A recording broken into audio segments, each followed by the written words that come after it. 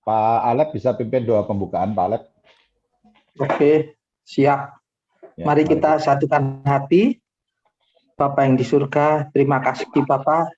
Kalau petang ini kami boleh bersama-sama melalui Zoom menghadap kehadirat-Mu ya Bapak. Bapak yang di surga, kiranya Kau berkati dan Kau pimpin persekutuan kompak petang ini ya Bapak, agar semua boleh berjalan dengan lancar ya Bapak.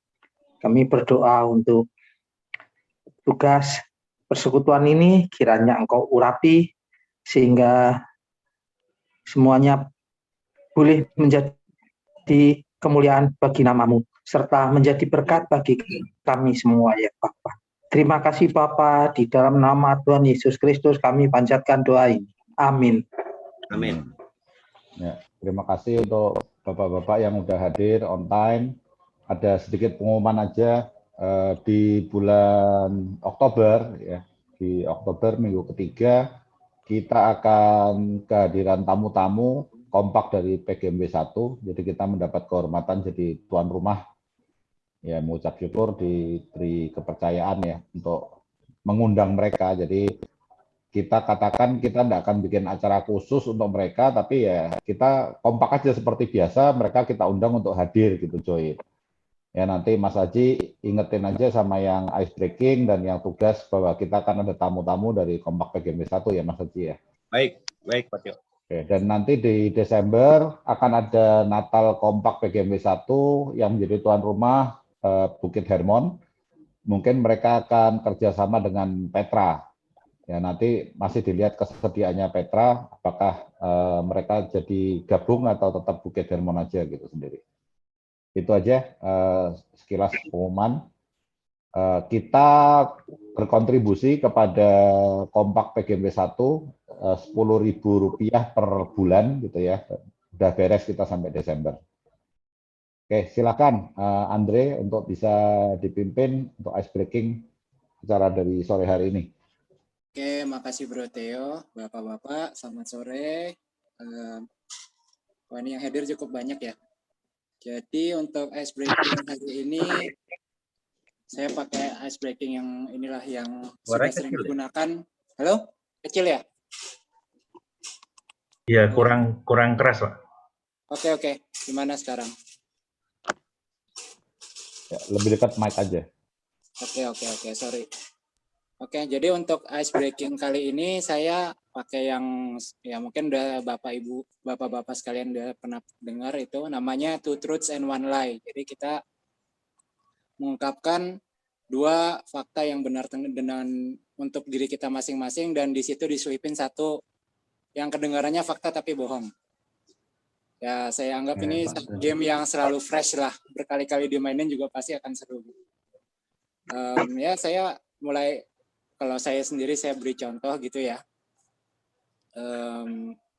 Saya kasih 3 fakta buat diri saya sendiri. Silakan ditebak mana yang bohong gitu.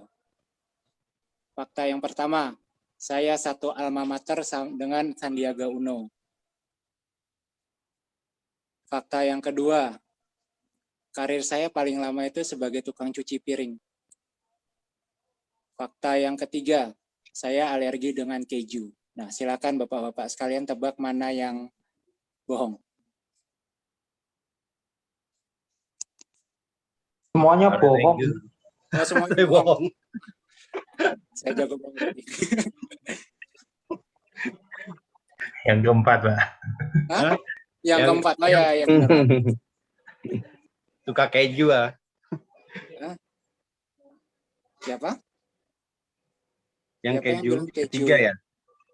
Iya. Siapa yang ngomong itu tadi? Saya. Sayanya nggak kelihatan loh. Om Aji ya? Aji. Iya benar Om Aji. Ya 100 buat Om Aji. Ya kurang lebih gamenya seperti itu. Ya oke. Selanjutnya ini saya pilih random aja ya. Pak Om Theo tolong Om coba. Oh, saya mau minta kamu kasih contoh lagi tadi. Waduh. Ini mikirnya udah seharian. Oke, Anggun C. Sasmi itu adik kelas saya. Saya pernah lompat dari jeep yang berjalan. Saya alergi kacang. Ya, Mana bapak-bapak yang benar, ini. mana yang bohong? Silahkan. Alergi kacang yang bohong.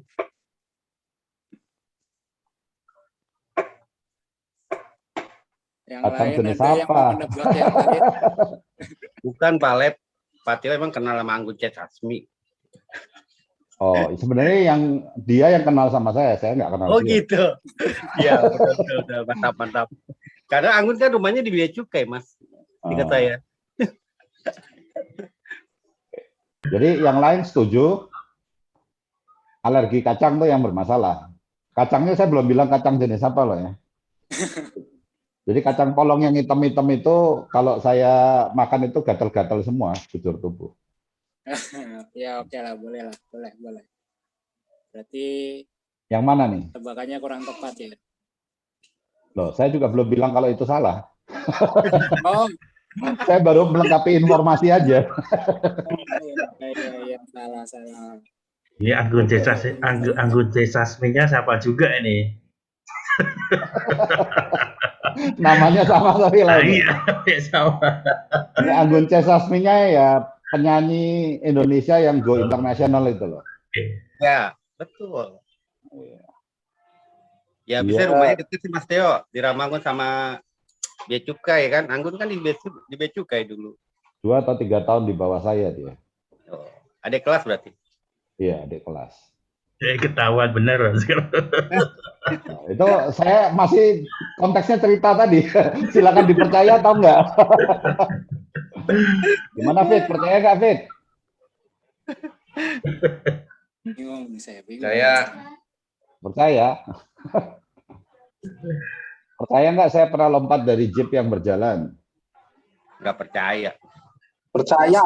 Saya justru Jalannya percaya. pelan-pelan loh. Jadi pelan-pelan. Jalannya pelan-pelan.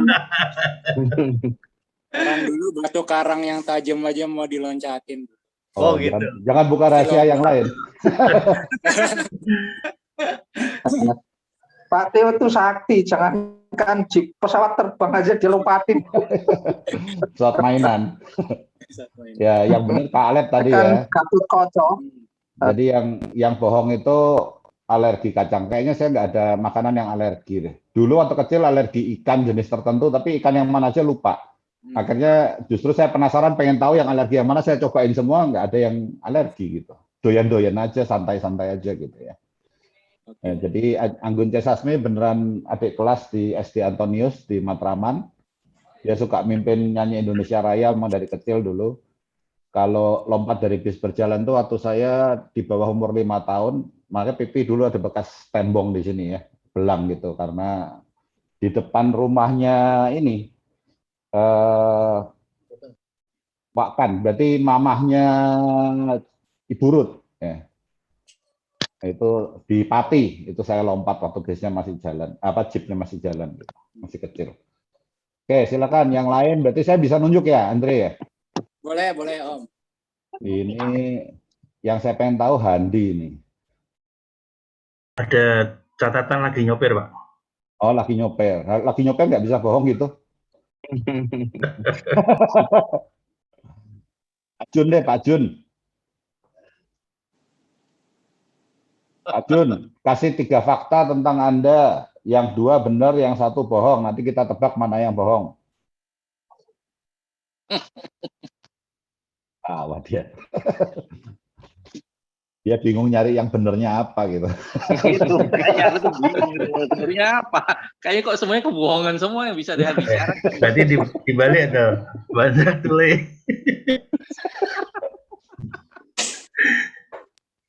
Maksud ikannya Pak Teo bohong tadi. Saya itu tidak makan daging. Yang kedua, saya itu kenal salah satu menteri yang saat ini aktif. Aktif apa nih? Yang masih ada Menjabat. Oke. jabat ya. Aktif. Yang Hubungan ketiga. apa lagi? Yang satu lagi ya. Oh. Ini nyari Itu yang bohong yang ketiga deh.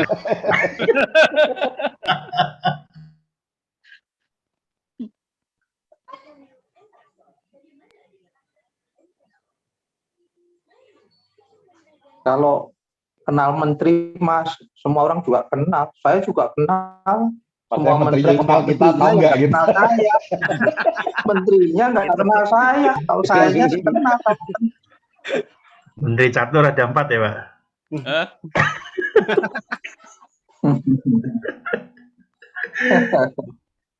Iya. Mana fakta yang ketiga, Pak Jun? Oh, fakta lagi ya, satu lagi ya. Iya, yang bohongnya ini kan yang 2 bener kan?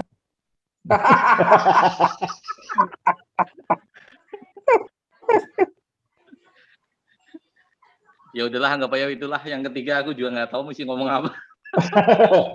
Oh, mungkin kau bisa bilang hafal 80% ayat Alkitab gitu. Nah, itu.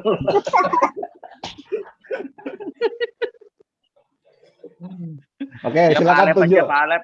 Ya, tunjuk Pak Alep tuh. Pak Alep, Kalau Pak Alep kan banyak bohongnya. Oke. 3 fakta, Pak.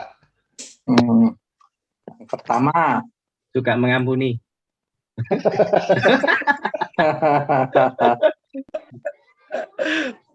pertama, apa ya? Saya hobi makan ikan laut. Pertama. Kedua, rambut saya aslinya hitam, tapi saya semir putih. Kedua. Nah, yang ketiga, saya satu alma mater dengan Ibu Priscilla atau Bu Hendra. Ya, coba tebak. Pak Hendra langsung tahu itu. Nomor Pak Hendra 2. langsung tahu yang ketiga bener apa enggak. Nomor 2, nomor 2. Nomor Ya, 2 nomor rambutnya 2 lah. semir. Ya, tepat lah itu. Betul. Yang jelas nggak ada rambutnya itu.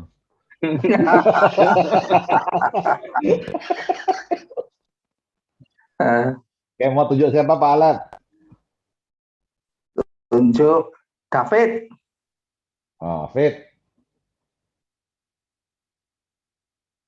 Apa ya? Saya selalu bangun pagi jam 5 udah bangun. Saya pernah pergi ke Sumatera. Saya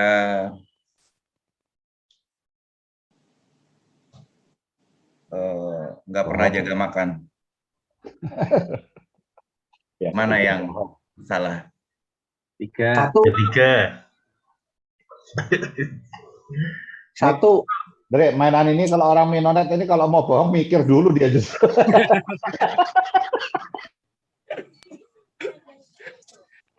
Tapi kalau bohong untuk benar gimana, Mas?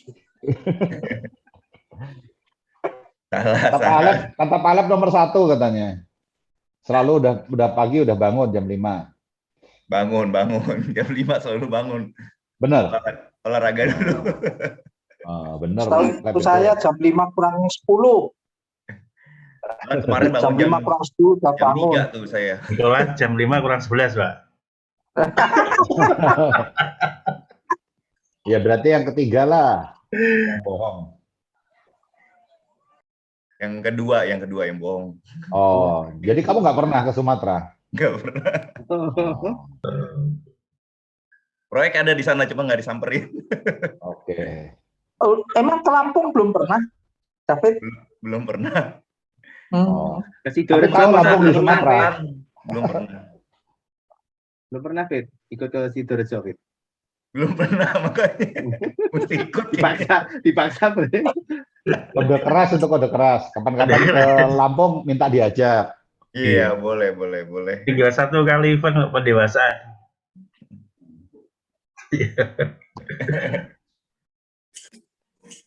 Oke, mau oper ke siapa? Dre, masih berapa orang lagi, Dre?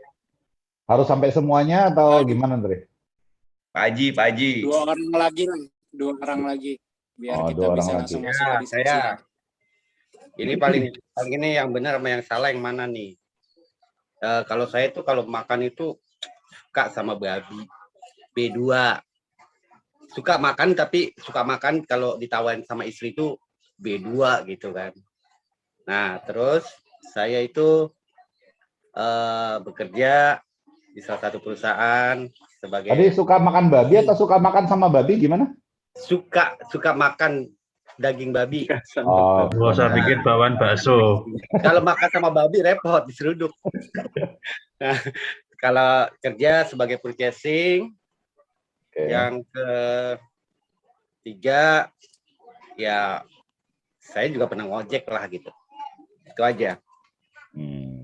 Yang salah yang mana nih? Yang pertama. Yang pertama lah.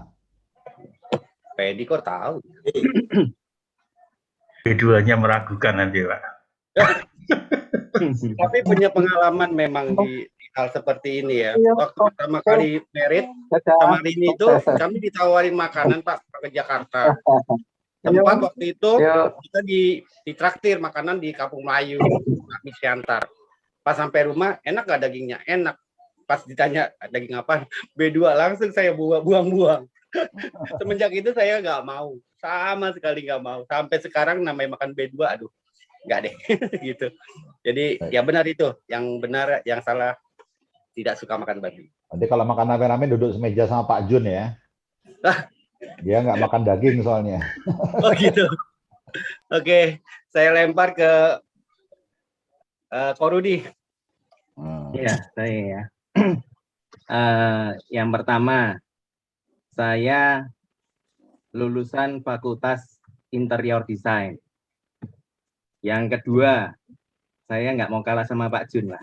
Saya pernah ke rumah salah satu menteri. Terus satu lagi, saya pernah dimarahin Nur Afni Oktavia. Ayo, yang salah yang mana, ayo? Yang pertama salah. Yang pertama? Yang pertama benar. Ya. Sama. Fakultas interior tuh nggak ada, Pak. Ya. Udah yang jawab ini ya. Semua jawab nggak? Nggak usah ya. Ya. Udah usah ketahuan kan? Ya. Ya udah itu, Pak. Benar jawabannya. Oke. Silakan Andre. Apalagi nih Andre? Oke. Ada lagi yang lain? Iya, thank you. Kalau dibalik 4 bohong 1 benar, mikirnya lama. Iya. Oke ya, mungkin kita untuk ice breakingnya udah dulu. Dan kebetulan tadi karena Korudi yang terakhir, saya langsung serahin aja ke Korudi untuk memulai Pak diskusi. Edi itu lega sebenarnya. Domba-dombanya nggak pintar bohong. Ketahuan semua. Maksudnya kembalinya suka bohong ini, Pak. Saya nggak bilang gitu. Yang bilang siapa? Pak Edi. Untung saya sama Pak Edi nggak kena ya, Pak ya.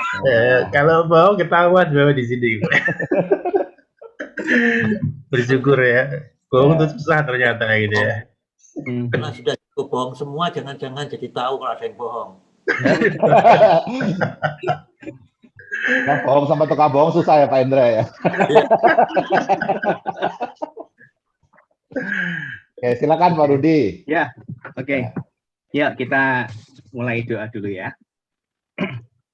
Bapa di surga, terima kasih untuk waktu malam hari ini kami boleh bersama-sama berkumpul, para bapak dan juga pria Tuhan. Kami sungguh bersyukur kalau sebentar kami mau sharing, kiranya Engkau memberkati sehingga apapun yang kami bicarakan, kami diskusikan juga boleh menghasilkan sesuatu yang baik, pengertian yang baik dalam hidup kami, dan boleh menjadi berkat bagi kami semua. Di dalam nama Tuhan Yesus Kristus, haleluya, amin.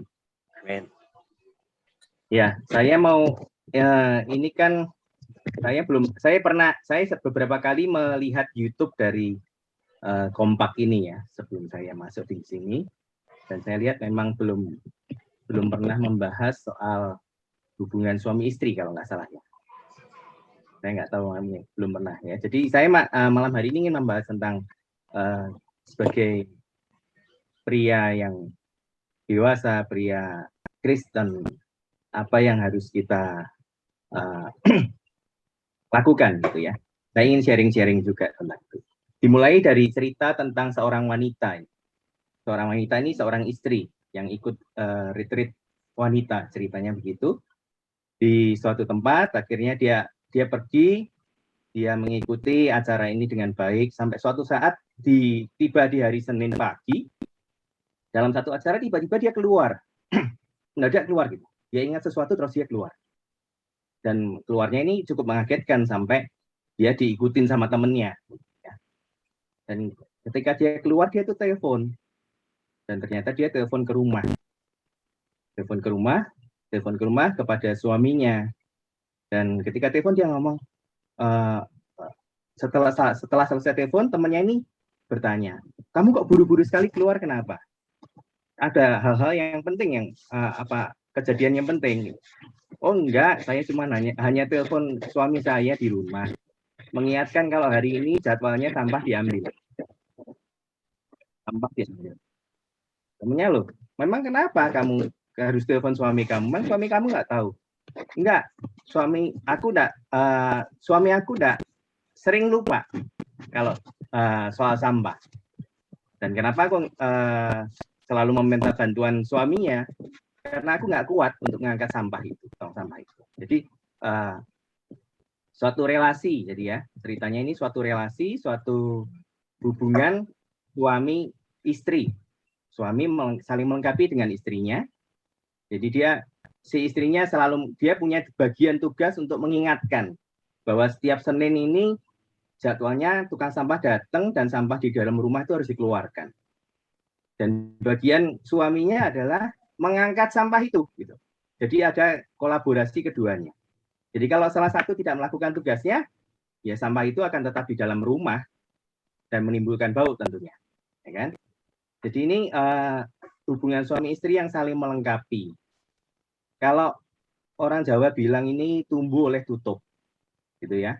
Serasi, kemudian tepat, gitu. Jadi apa yang dilakukan itu sesuai, cocok satu sama lain. Yang suami begini, yang istri begini cocok, gitu ya. Itu gambaran tentang hubungan suami istri. Ya, kita melihat belakangan ini memang banyak kejadian ya. Kita melihat juga beberapa kali melihat di channel YouTube kepala keluarga suami ataupun istri, hubungan suami istri ini efeknya sungguh luar biasa buat kehidupan keluarga. Banyak anak-anak yang mengalami jalan yang tidak benar, jalan yang sesat, hanya karena gara-gara broken home, gara-gara suami istri yang bercerai. Dan perceraian ini seringkali ditimbulkan karena tidak ada komunikasi yang baik, tidak ada saling pengertian satu sama lain.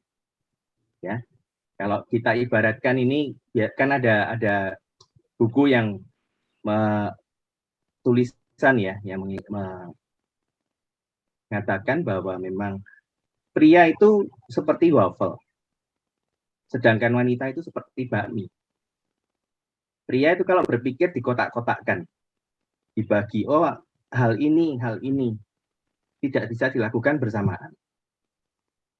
Sedangkan wanita itu mikirnya seperti bakmi, ruwet, multitasking gitu ya. Semua dilakukan, sambil gendong anak dia masak, sambil ini dia melakukan sesuatu yang lain. Kalau saya nggak bisa, ketika saya kerja, tempat saya harus bersih, apa-apa harus saya bereskan dulu. Ya, itu bedanya pria dan wanita. Jadi pola berpikirnya beda. Makanya kalau di dalam sering digambarkan kalau wanita sedang shopping itu, kalau dibikin dinahnya itu ya, itu jalannya akan ruwet gitu ya. Dia masuk gang satu, gang lain, lorong yang satu, lorong yang lain, sampai ketemu barangnya ini setelah muter-muter berkali-kali di dalam supermarket itu. Sedangkan kalau pria ini dia pada satu tujuan. Oh, saya butuh sabun, jadi langsung ke tempat sabun, beli, nggak ada keperluan lain, dia keluar, bayar, keluar. Sedangkan wanita ini muter-muter, bahkan apa yang tidak diperlukan mungkin akan ikut kebeli. Ya, karena muter-muter tadi, muter terus, muter gitu ya. Akhirnya banyak rencana beli cuma satu barang, akhirnya belinya banyak barang, pulang bawa tentengan tas banyak gitu ya. Itu yang sering terjadi ya. Ini juga pengalaman juga dengan istri saya soalnya gitu ya. Jadi saya pikir nggak tahu nanti dengan Bapak Ibu Saudara sekalian yang lain bagaimana. Ini Niko mungkin juga belajar nanti ya Niko ya. Ya itu tentang pria dan wanita berbeda seperti waffle dan seperti bakmi. Pria itu berkata-kata sehari menurut penelitian itu 7.000 kata. Wanita itu 20.000 ceritanya. Ya.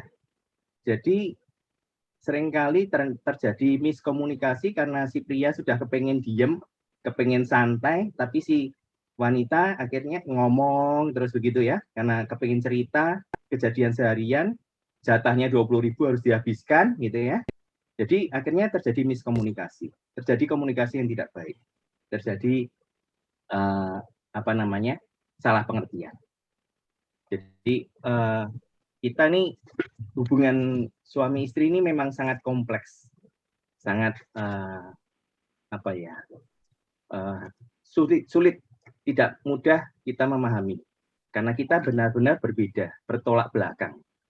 Sesama pria aja kadang kita beda, apalagi ini dengan pribadi yang berbeda, latar belakang cara berpikir yang berbeda, 180 derajat kalau saya bilang. Jadi menyatukan dua pemikiran ini, menyatukan dua pribadi ini tidak gampang. Jadi kita melihat bahwa semua keluarga pasti akan pernah mengalami masalah, pernah mengalami percekcokan, mungkin mengalami pertengkaran. Nah, nanti saya ingin nanti kita bisa bersama-sama ada bagaimana kita belajar untuk bisa mengatasi itu dengan kondisi yang memang pria dan wanita ini berbeda, bagaimana cara kita bisa melakukan pendekatan ini sebagai kepala keluarga tentunya ya, karena kita sebagai imam raja nabi ini paling tidak kita punya peran yang penting untuk bisa mendamaikan ataupun membuat suasana keluarga kita jadi baik. Kalau kita kembali kepada kisah Adam dan Hawa, ketika Adam dan Hawa dicobai iblis, ketika Hawa diminta untuk disarankan iblis untuk mengambil buah itu Adam ada di sampingnya, betul ya?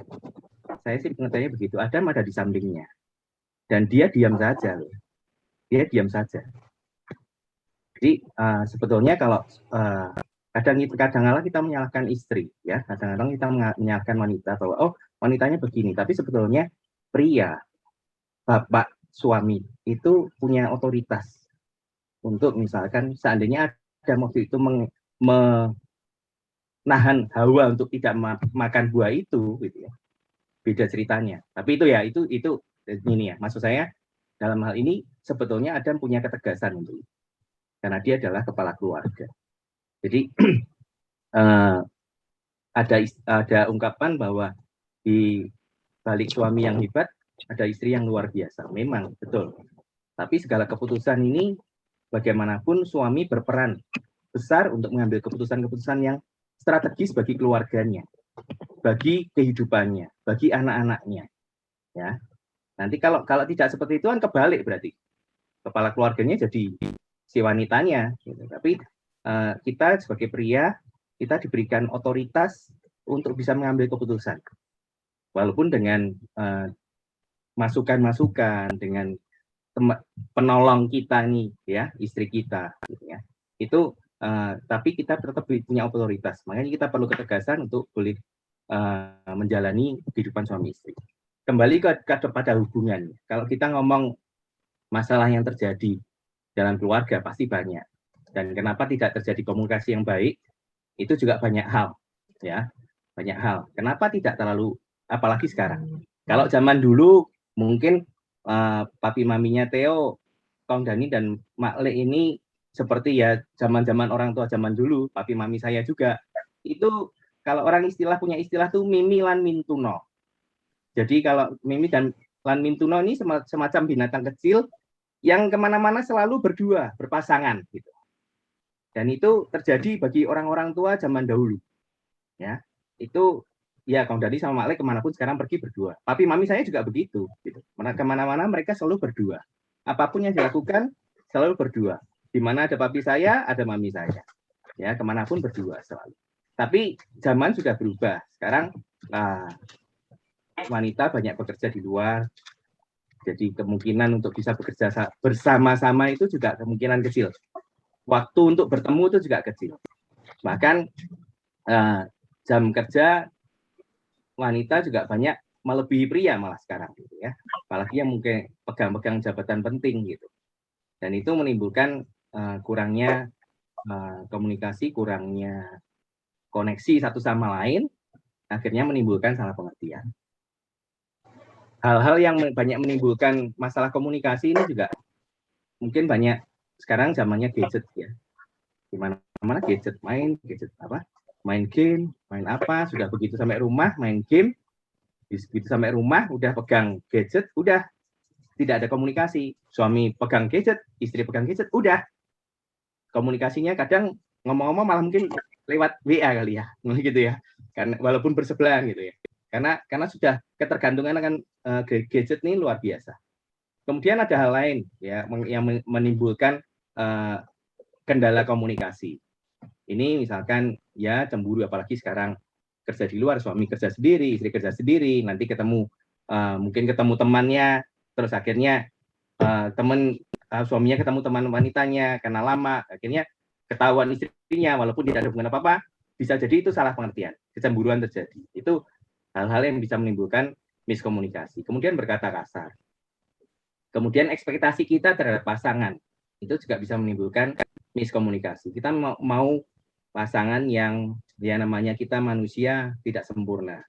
Tapi kadang kita menginginkan pasangan kita sempurna.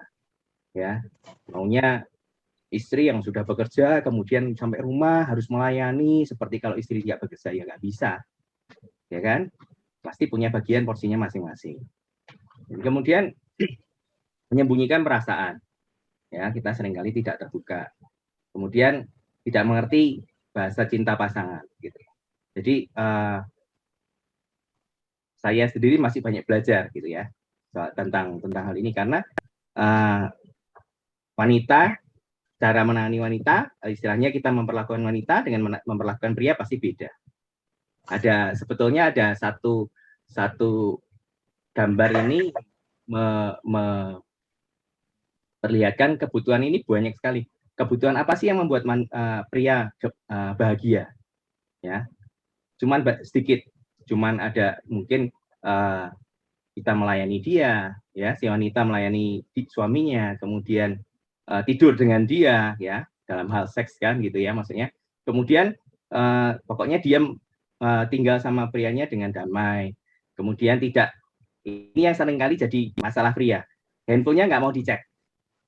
Paling senang nggak kalau bapak ibu, bapak semua handphone dilihatin begitu ya. Itu pria nggak pengen.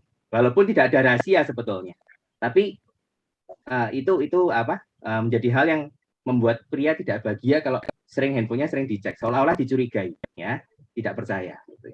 Kemudian ketika mempunyai keinginan sesuatu, si pria kalau kita istilahnya dilarang, itu akan mengurangi kebahagiaannya. Dianggapnya bahwa oh ya aku pengen ini, ya, tapi istrinya melarang, jadi itu segala sesuatu yang ingin baik di dalam pekerjaan, di dalam hal-hal yang lain itu mengganggu. Kemudian, tapi yang membuat apa yang bisa membuat wanita bahagia? Kalau pria tadi cuma paling 5 atau 6 poin gitu ya. Tapi kalau wanita ini banyak banget.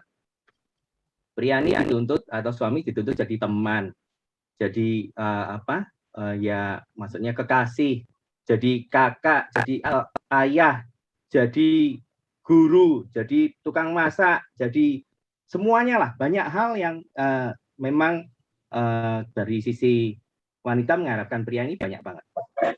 Jadi memang keinginan itu akan menimbulkan akhirnya beda pengertian, akhirnya menimbulkan miskomunikasi.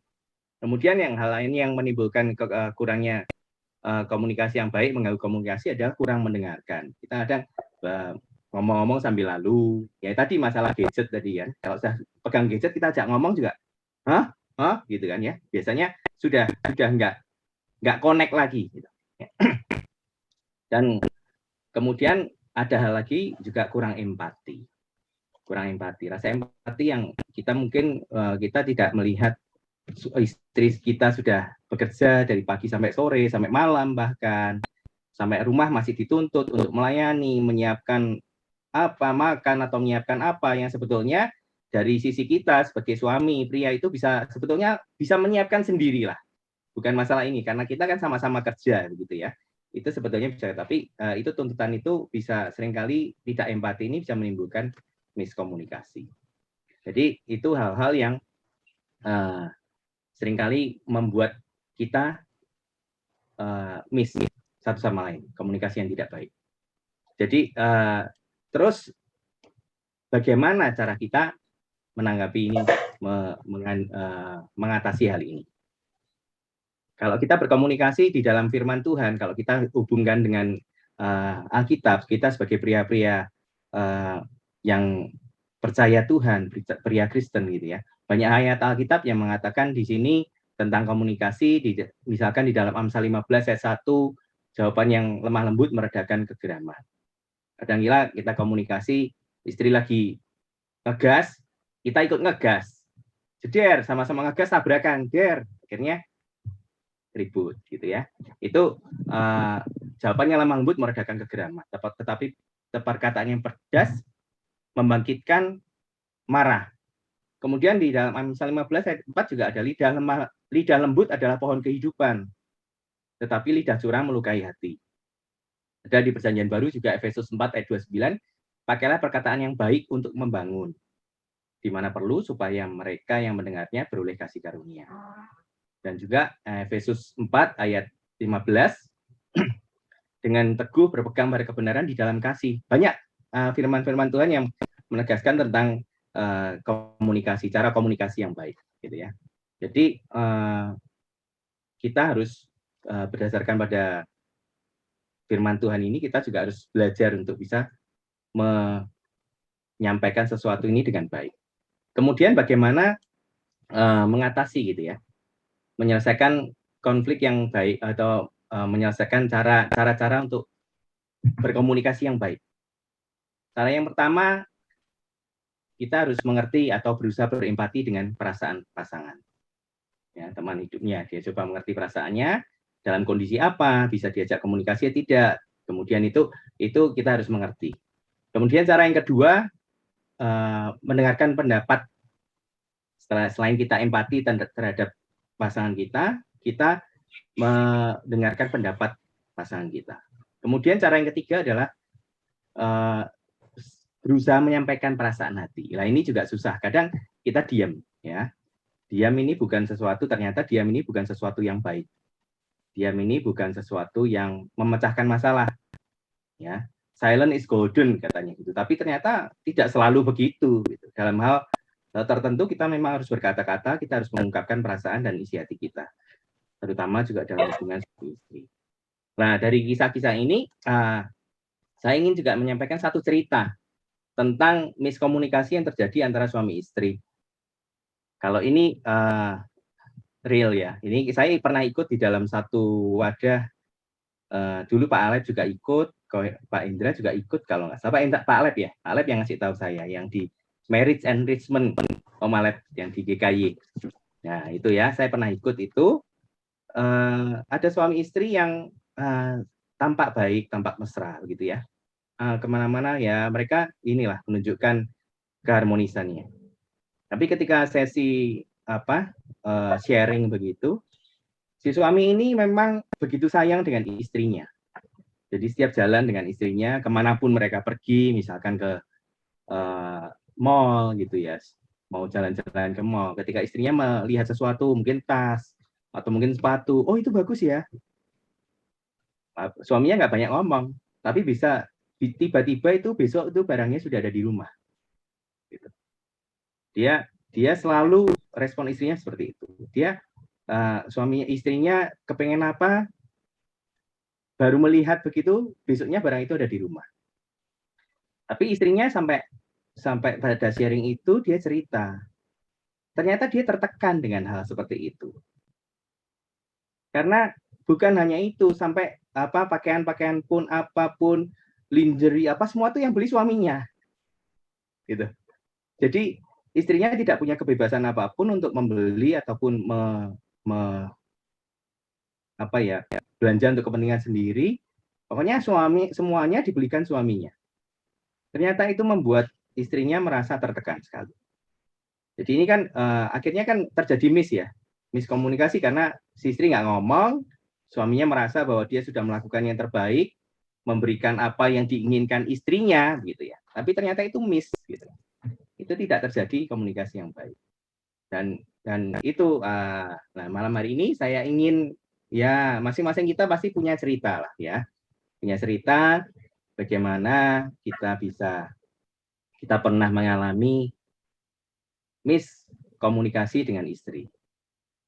Kemudian bagaimana mungkin bisa sharing juga, mungkin tidak perlu terlalu detail lah ya, karena kita ini mungkin juga ada bagian dari keluarga yang tidak bisa dibuka ya kita sharing cara-cara gimana sih yang efektif untuk bisa menurut Bapak semuanya, cara yang efektif untuk ya memecahkan masalah seperti ini, gitu. Miskomunikasi, ada hal-hal yang seperti itu. Kemudian hal yang kedua yang saya ingin kita bisa diskusikan yaitu bagaimana sih cara menyenangkan hati istri, gitu. Dengan tadi ya, maksudnya tadi dengan tadi kan yang suami ini ingin berusaha menyenangkan istrinya dengan cara dia belikan segala sesuatu yang dibutuhkan istrinya, walaupun istrinya belum tentu oke, gitu. Pokoknya istrinya lihat bagus langsung dibelikan, istrinya lihat bagus langsung dibelikan. Bahkan semua keperluannya disuplai sama istri. Tapi ternyata itu malah tidak menyenangkan, karena itu akhirnya membuat istrinya malah tertekan. Nah, saya ingin kita semua bisa ya sharing lah ya, maksudnya tentang ini, karena kita bagaimanapun keluarga dimulai dari suami istri ini adalah lembaga terkecil yang Tuhan ciptakan, dan kalau keluarganya baik pasti juga komunitas yang dibangun di dalam melalui keluarga-keluarga itu juga akan menjadi baik. Ya, begitu yang saya ingin sharingkan.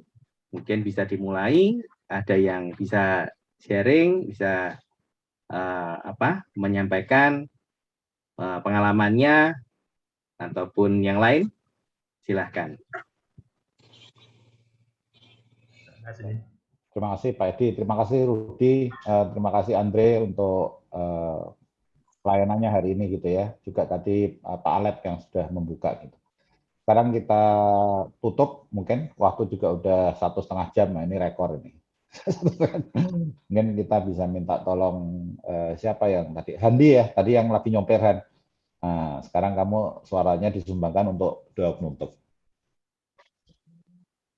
Oke, kita bersatu dalam doa. Tuhan, kami bersyukur kami bisa berkumpul di Kompak Online hari ini ya Tuhan. Kami bersyukur juga mendapatkan insight dan komunikasi antara bapak-bapak di sini yang juga bisa memberikan masukan buat keluarga kami ya. Biarlah Tuhan, diskusi hari ini bisa mengembang menjadi pasutri yang kami harapkan bisa berjalan dengan baik, seperti juga kompak yang semakin lama semakin kompak. Terima kasih ya Tuhan, dalam nama Yesus yang berdoa. Amin.